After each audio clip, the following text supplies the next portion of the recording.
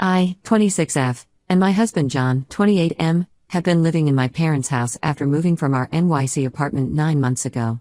The situation wasn't supposed to be like this.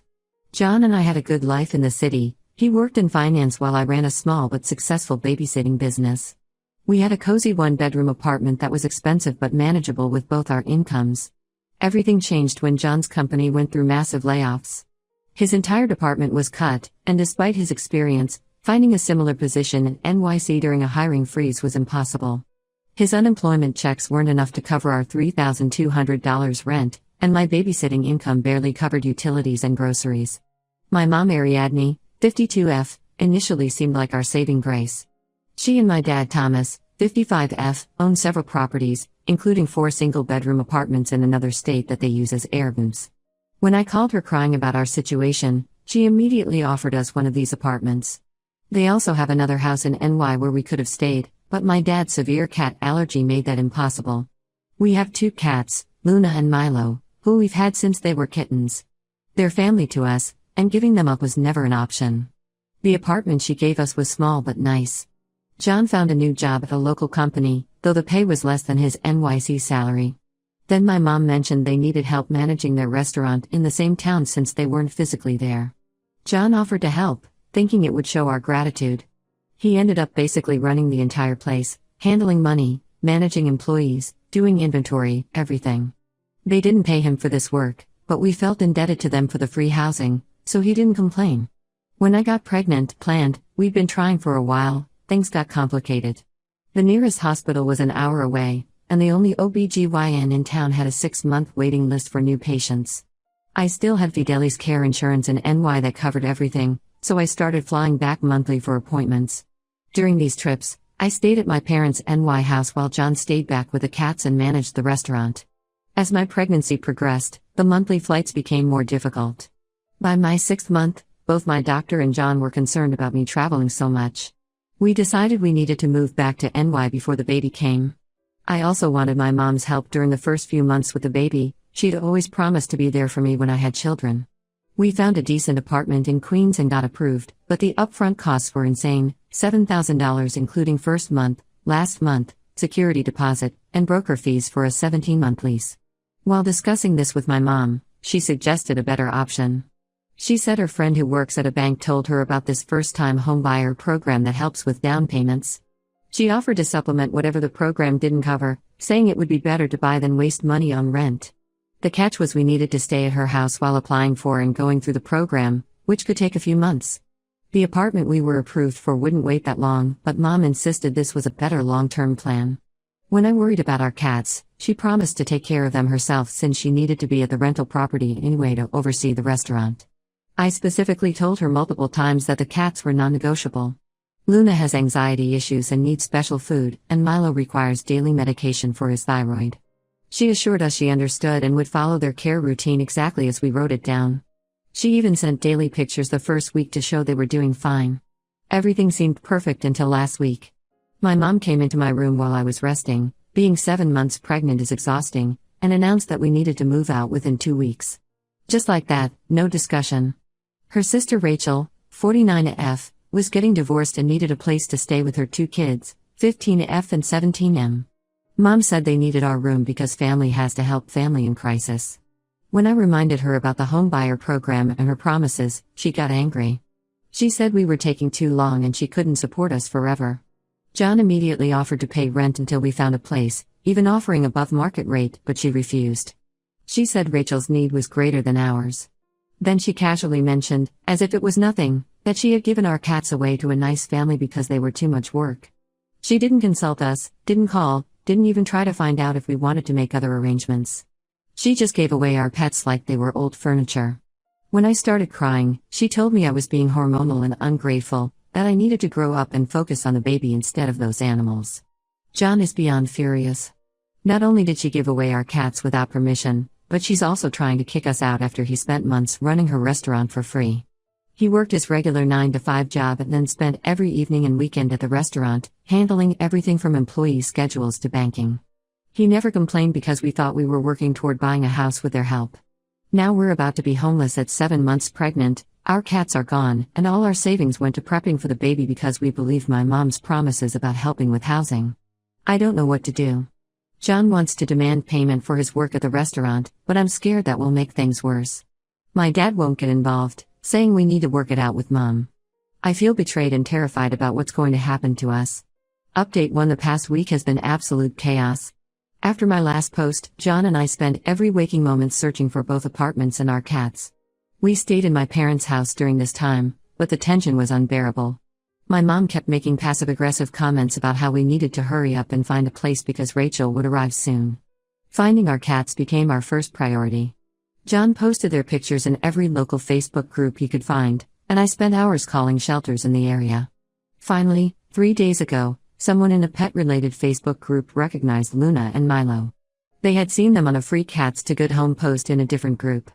Through some intense social media detective work, we tracked down the family who had them. They live 4 hours away in a small town. When John first called them, they were hostile. According to them, my mom had said we abandoned the cats because we were having a baby and didn't want them anymore. She told them I was an irresponsible pet owner who neglected them, and she was trying to find them a better home before we potentially harmed them. The family, being animal lovers, believed they were saving our cats from a bad situation. John drove there immediately to explain everything. He took all our vet records, photos of us with the cats, and even their prescription medications to prove they were ours. Thankfully, the family turned out to be understanding once they heard the full story. They were actually angry at my mom for lying to them. They had noticed that Milo seemed sick and were worried because they didn't know about his thyroid condition. Luna had stopped eating because they didn't know about her special food requirements. We got our cats back, but now we had nowhere to keep them. No relatives would take us in with pets, and my mom had made it clear we needed to be out of her house immediately. We ended up checking into a pet-friendly extended stay hotel that costs $120 per night. It's destroying our savings, but we couldn't leave our cats again. Then yesterday, my Aunt Rachel called me out of the blue. She was confused because her friend had mentioned something about her moving in with my mom. Rachel had no idea what she was talking about. She and her kids moved in with her best friend right after the divorce papers were filed last month. They have a 2-year lease and no plans to go anywhere. She had never asked to stay with my mom and was shocked that my mom was using her as an excuse to kick us out. I confronted my mom about this lie, and that's when everything really exploded. After denying it for an hour, she finally admitted the truth. Her friend Nancy wants to rent our room on Airbnb during the upcoming tourist season. Apparently, they can charge $300 per night during peak times. My mom figured she could make more money from short-term rentals than by helping her pregnant daughter. But that wasn't even the worst revelation. One of the restaurant employees, Mark, called John in a panic. He said my mom has been telling everyone that she had to get rid of us because John was stealing money from the restaurant. She's been spreading this story to relatives and local business owners, claiming she caught him taking cash from the register but decided not to press charges because I'm pregnant. She's using this lie to justify kicking us out and to explain why John isn't managing the restaurant anymore. John immediately pulled all his bank records and even got copies of the security camera footage from his time at the restaurant.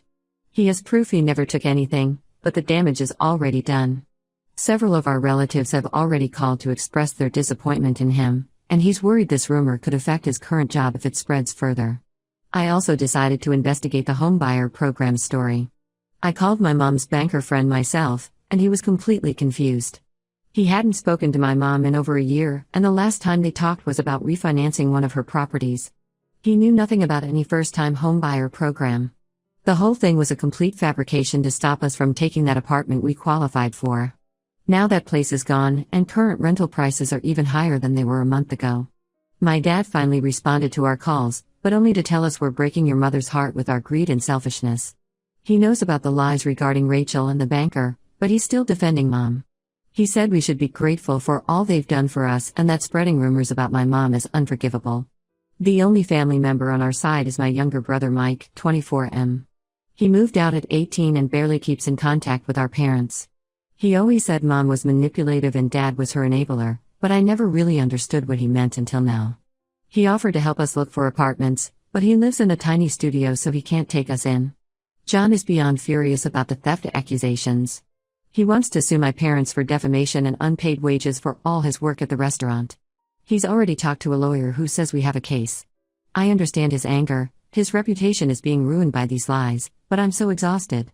I'm 7 months pregnant, living in a hotel, and just found out my mother would rather rent my room to strangers than help her own daughter. My doctor says my blood pressure is concerning and all this stress isn't good for the baby. But how am I supposed to stay calm when my own parents are destroying our lives like this? The only silver lining is that we got our cats back, and despite everything, John has been my rock through all of this. Update 2: My brother Mike has been our saving grace through all of this. While helping us apartment hunt, he started noticing strange things about my mom's recent behavior. He discovered she lost almost $400,000 in some online crypto investment scheme about 3 months ago. She kept it completely hidden from everyone, even my dad. This explains why she's suddenly obsessed with making extra money. She's trying to recover her losses before anyone finds out. The whole situation with the Airbnb makes more sense now. She wasn't just being cruel by kicking us out, she's desperate for cash flow. The tourist season in our area can bring in serious money, and she's trying to convert every possible space into short-term rentals. But the real bombshell came from Nancy, my mom's friend. After seeing how bad things had gotten, Nancy felt guilty and confessed everything to Mike. The whole homebuyer program story was part of an elaborate scheme. My mom planned to use our good credit and first-time buyer status to get a house, then somehow pressure us to move out and let her take over. She figured she could bully us into it once we were financially committed. She told Nancy that pregnant women will agree to anything if they're desperate enough. The employee who warned John about the theft accusations, Mark, got fired last week. But before he left, he made copies of all the restaurant's recent paperwork. Turns out my mom had been keeping 2 sets of books, one showing the real numbers and another with manipulated figures. She was using John as a scapegoat to hide her own financial mismanagement. The real books actually show that under John's management, the restaurant had its most profitable quarter in 5 years. We're still stuck in the extended stay hotel, but Mike finally convinced his landlord to let us temporarily stay in his spare room. It's cramped, basically a converted closet, but it's better than spending $3,600 a month on the hotel. Our cats are adjusting surprisingly well to the small space. The biggest change came when my dad discovered Mom's financial secrets. Someone from the investment company called their home phone about recovering the lost funds, and he picked up. They had a massive fight that the neighbors could hear. He finally called us to apologize, admitting that Mom has had a gambling problem for years that he tried to help her hide. He kept hoping she would get better on her own, but instead, she just got better at hiding it. John took all our evidence, the real books, the fake books, Mark's testimony, the security footage, and proof of his unpaid work, to a lawyer. The lawyer said we have a strong case against my parents for defamation, unpaid wages, and possible financial fraud. He helped us file a police report to protect ourselves, saying we need an official record in case my mom tries to blame more things on John. The stress has been affecting my pregnancy significantly. My blood pressure won't stabilize, and the doctor is worried about preeclampsia. I'm now having twice-weekly checkups instead of the usual monthly visits. John has been handling everything, the legal stuff, the apartment hunting, taking care of me and the cats, all while working his regular job. There might be some hope for our housing situation though. John found an apartment about an hour outside the city. It's farther than we wanted, but the rent is actually affordable and they accept pets. The commute would be rough, but at this point, we just need stability before the baby comes. My mom keeps trying to contact us through different numbers and new social media accounts, switching between threats and tearful apologies. She even showed up at John's workplace once, causing a scene about how we're destroying the family. His boss was understanding thankfully, especially after hearing about the missing wages from the restaurant. Mike says he's not surprised by any of this. Apparently, she pulled similar stunts with his college fund years ago, which is why he moved out so young. I feel stupid for not seeing the pattern sooner, but I guess I wanted to believe she had changed. The hardest part is knowing this isn't just about money anymore. Even if she somehow recovered all her losses tomorrow, I don't think I could ever trust her again. She was willing to make her pregnant daughter homeless and destroy her son-in-law's reputation just to cover her own mistakes. That's not something you can just forgive and forget. Final update: a lot has changed since my last post. We moved into an apartment about an hour from the city. The commute is long but manageable, and more importantly, we're finally stable. The landlord turned out to be incredibly understanding about our situation and even waived the pet deposit for our cats after hearing what happened. Our daughter Emma was born healthy last month, despite all the stress during pregnancy. I ended up needing an emergency C-section due to preeclampsia, but we both recovered well. The cats have become surprisingly protective of her. Luna sleeps next to her crib, and Milo follows me whenever I carry the baby. The situation with my parents took several unexpected turns. Mom's attempts to blame everything on their accountant backfired spectacularly. He had kept detailed records of every time she instructed him to create fake books, including emails and recorded phone conversations. When the police got involved because of potential tax fraud, he handed everything over to save himself. My dad finally filed for divorce after discovering Mom had gambled away $380,000 of their retirement savings. He sold the restaurant to one of their long-term employees, ironically, Mark's cousin, and moved in with my uncle. He's been trying to rebuild a relationship with us, sending baby gifts and apologetic letters. I'm not ready for that yet. His years of enabling Mom's behavior caused too much damage. Mark, the employee who helped expose Mom's lies, landed a management position at a larger restaurant chain. He gave John a glowing reference, which helped counter any damage from Mom's theft accusations. John's new job actually pays 30% more than his old NYC position, and his company is talking about promoting him to department head next year. Mike helped us compile a detailed timeline of Mom's gambling habits and investment losses going back 5 years. We discovered she had already lost 3 other properties, which explains her desperate attempt to use us to get a new one. She's still playing the victim with relatives, claiming we fabricated everything to hurt her, but the evidence is too solid for anyone to believe her anymore. The recordings Nancy sent us of Mom planning to steal our future house weren't needed for legal purposes since we didn't pursue the lawsuit. The ongoing police investigation made it unnecessary. But those recordings helped convince several family members who were still on the fence about the situation. Last week, Mom showed up at our apartment unannounced, demanding to see her granddaughter. She hasn't changed at all. She tried guilt-tripping me about keeping a grandmother from her only grandchild and then threatened to sue for grandparents' rights when I refused to let her in. The police escorted her away, and we're now in the process of getting a restraining order. I blocked her on everything after that incident. It's clear she still sees us as things to manipulate rather than people to love. She views Emma as just another tool to regain control, and I won't let my daughter be used like that. Our lawyer says her legal threats are empty. She has no case for grandparents' rights, especially with her documented history. Life is quieter now, and honestly better. John's job is going well, the cats have settled into our new home, and Emma is thriving. Some days I still feel sad about losing my parents, but then I look at my daughter and know I made the right choice. She deserves better than a grandmother who sees her as a pawn and a grandfather who would stand by and let it happen. I've learned that sometimes the best family is the one you choose, not the one you're born into. Mike visits regularly, John is an amazing father, and our little unit is happy. Sometimes cutting ties is the healthiest choice you can make.